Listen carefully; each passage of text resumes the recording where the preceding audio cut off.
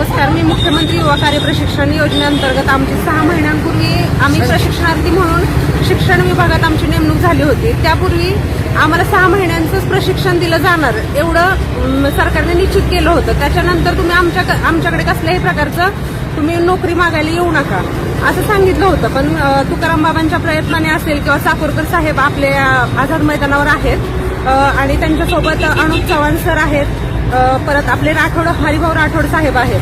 म्हणजे यांच्या उपस्थितीत आपलं मुंबई आझाद मैदानावरती म्हणजे आपलं आंदोलन चालू आहे. त्याच्यामुळं 5 महिन्याचा का होईना त्यांनी प्रशिक्षणाचा कालावधी वाढवला. पण 5 महिन्यानंतर विधानसभेत चर्चा अशी झाली की 5 महिन्यानंतर तुम्ही आमच्याकडे कसल्याही प्रकारचं तुम्ही नोकरीसाठी किंवा रोजगारासाठी आमच्याकडे कसल्याही प्रकारे येऊ नका असं मुख्यमंत्री देवेंद्र फडणवीस साहेबांनी म्हटलं. की राज्याचे मुख्यमंत्री म्हणून हे गोष्ट त्यांना पटण्यासारखी आहे का की तुम्ही त्या म्हणजे बेरोजगार मुलांना तुम्ही रोजगार दिला.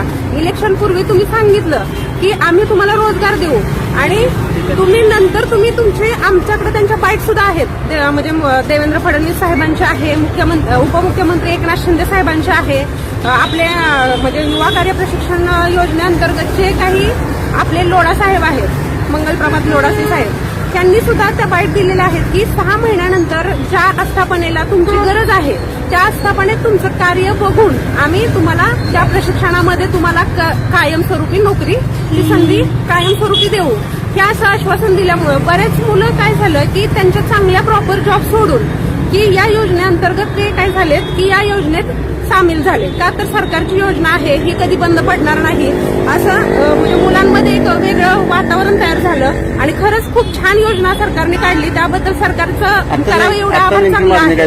पण आता आमची अशी मागणी आहे की सरकार म्हणते की हे 5 महिन्याचं प्रशिक्षण कालावधी आम्ही जो वाढवलाय एवढ्यावर तुम्ही शांत बसा की इथून पुढे ते जर प्रमाणपत्र आम्हाला मिळतंय 11 महिन्याचं प्रशिक्षण घेतल्याचं ते प्रमाणपत्र आम्ही काही गळ्यात घेऊन मिरवू का की त्याच्यात स्पष्ट लिहिलंय की तुम्ही जर 11 महिन्याचं प्रशिक्षण केलं तर ह्या प्रशिक्षण प्रमाणपत्राचं तुम्हाला सरकारी नोकरीत कुठेही तुम्हाला शिफारस करता येणार नाही. मग असं प्रमाणपत्र आम्हाला कशासाठी हवंय? मला असं वाटतंय का इलेक्शन पुरतं या सरकारनं जे आता सत्तेवर सरकार आहे या सरकारनं इलेक्शन पुरतं तुमचा वापर करून घेतला असं वाटतंय तुम्हाला? हो नक्कीच सर. कारण की इलेक्शनमध्ये जर चांगले हे मिळवायचे तर लाडकी बहीण योजना त्यांनी चालू केली, लाडका भाऊ योजना म्हणजे हेच आमचे मुख्यमंत्री युवा कार्य प्रशिक्षण योजना चालू केली. पण हे सरकारने मग असंच म्हणावं लागेल की त्यांनी ह्याच्यासाठीच ही योजना चालू केली असावी.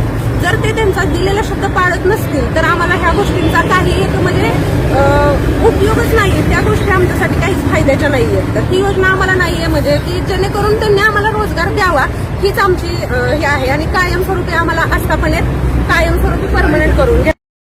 युवा कार्य प्रशिक्षण विद्यार्थी इथे सातारा येथे कार्यालयावरती जमलेले आहेत.